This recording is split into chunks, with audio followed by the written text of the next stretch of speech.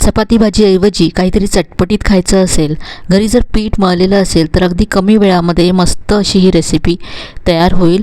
तर यासाठी ते मी साधारण 2 कप गव्हाचं पीठ घेतलं आहे. यामध्ये चवीप्रमाणे मीठ घालायचं आहे. यानंतर 2 चमचे यामध्ये मी तेल घातलं.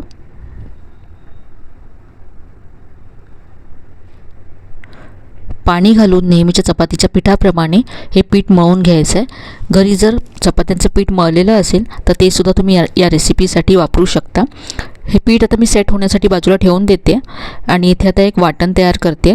तर यासाठी मिक्सरचं भांडं घेतलं आहे. यामध्ये 1 चमचा धने घातले, अर्धा चमचा बडीशेप घातली, पाव चमचा ओवा घेतला आहे आणि अर्धा चमचा यामध्ये मी जिरं घातलं आहे आणि हे जाडसर असं वाटून घ्यायचं आहे. तर हे असं वाटण तयार करून घेतलं आहे. स्टफिंगसाठी इथे मी गॅसवरती पॅन गरम करत ठेवला. यामध्ये 1 चमचा तेल घातलं आहे, पाव चमचा हिंग घातला. यानंतर तयार केलेलं वाटण यामध्ये घालायचं आहे. हा वाटलेला मसाला तेलावरती परतून घ्यायचा आहे. यानंतर यामध्ये कांदा घालायचा आहे. तर असा उभा चिरलेला कांदा घातला. इथे मी 1 मोठ्या आकाराचा कांदा मी उभा चिरून घेतला, अगदी पातळ चिरून घ्यायचा आहे. चवीप्रमाणे यामध्ये मीठ घातलं. कांदा इथे ब्राऊन होईपर्यंत मी परतून घेतला. आता यामध्ये मसाले घालूया. पाव चमचा हळद घातली, चवीप्रमाणे लाल तिखट घातलं आहे. यानंतर यामध्ये मी अर्धा चमचा आमचूर पावडर घातली, पाव चमचा गरम मसाला घातला आणि आता मसालेसुद्धा कांद्याबरोबर परतून घ्यायचे आहेत.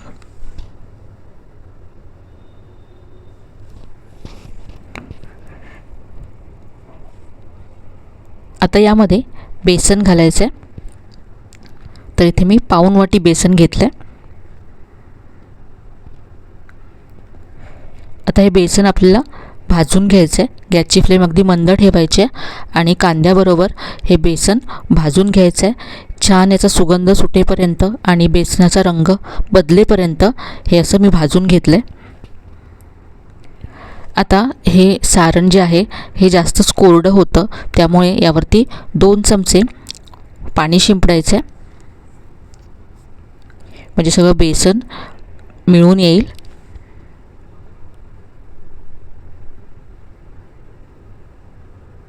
तर हे स्टफिंग तयार झालं आहे. यावरती बारीक चिरलेली कोथिंबीर घालायची आहे.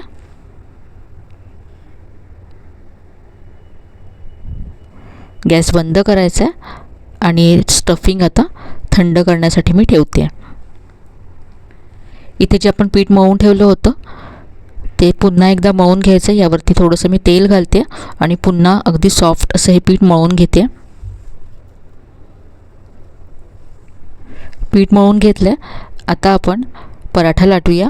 तर इथे आता या पिठातला एक गोळा घ्यायचा आहे आणि याची अगदी पातळ अशी पोळी लाटून घ्यायची आहे.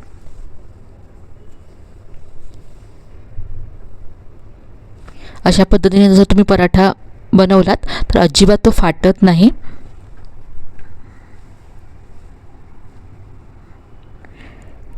तर अशी अगदी पातळ पोळी लाटून घेतली. आता यावरती तयार केलं स्टफिंग पसरवून घ्यायचं आहे. सगळीकडे एकसारखं असं पातळ स्टफिंग पसरवून घेतलं. थोडंसं हाताने असं प्रेस करायचं म्हणजे ते चिटकून राहील. आता सेंटरपासून कडेपर्यंत असा एक कट दिला आहे सुरीने आणि आता त्रिकोणी आकारामध्ये हा पराठा आपण फोल्ड करूया.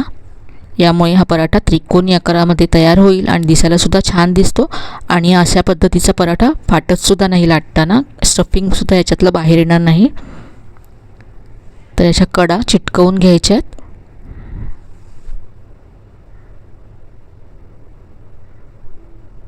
आता यावरती मी थोडेसे चिली फ्लेक्स पसरवते. थोडीशी ते कलोंजी मी घातली आहे.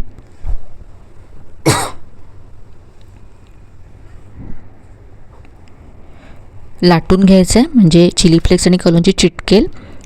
चिली फ्लेक्स नसतील तर तुम्ही फक्त कोथिंबीरसुद्धा आणि सफेद तीळ पसरवू शकता यावरती.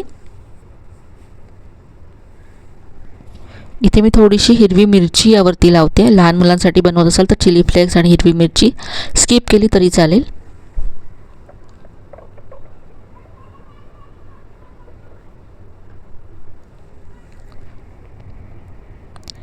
यानंतर सुकं पीठ पसरवून त्यावरती हा पराठा पातळ असा लाटून घ्यायचा आहे.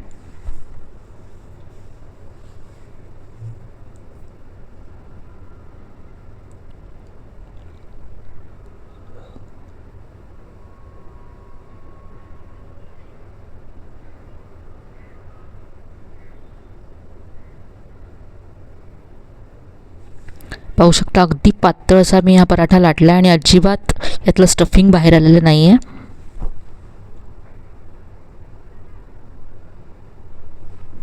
पराठा लाटून तयार आहे. आता आपण भाजून घेऊया. इथे मी गॅसवरती तवा गरम करत ठेवला आहे. यावरती थोडंसं तेल घालायचं आहे. एका बाजूने भाजल्यानंतर पराठा उलटून घ्यायचा आहे. दुसऱ्या बाजूने सुद्धा मी थोडंसं तेल लावते. तुम्ही बटर किंवा तूप लावून भाजून घेऊ शकता. दोन्ही बाजूने अगदी खरपूस असा पराठा भाजून घ्यायचा आहे. इथे मी बटर लावते.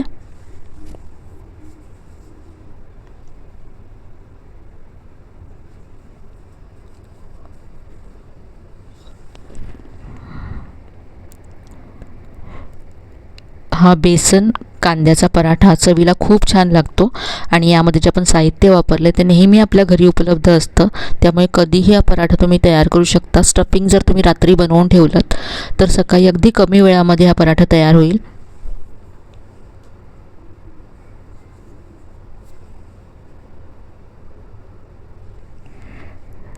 तर पाहू शकता अगदी मस्त असा खरपूस पराठा तयार झाला आहे. काढून घेऊया.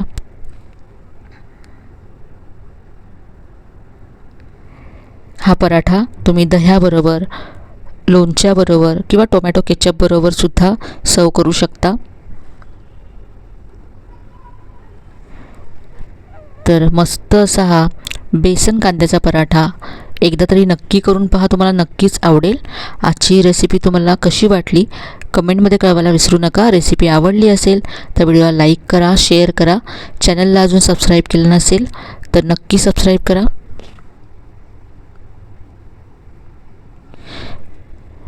चला तर मग पुन्हा भेटूया अशा छान छान आणि नवीन नवीन रेसिपीसह.